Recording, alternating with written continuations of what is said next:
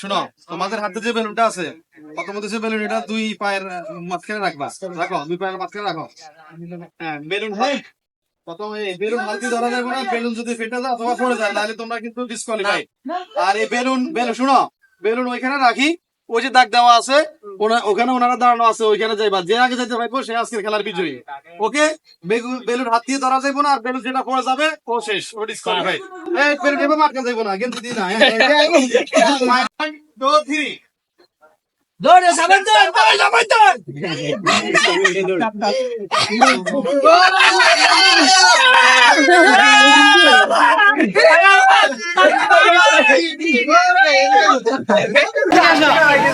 তালি তালি হবে, সবাই তালি দাও, তালি দাও।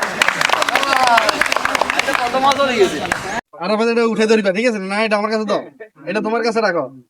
আজকের খেলার বিজয়ী আরাফাত। সবাই আরাফাতের জন্য একটা করতালি দাও, এটাও তোমার। থাকো থাকো থাকো।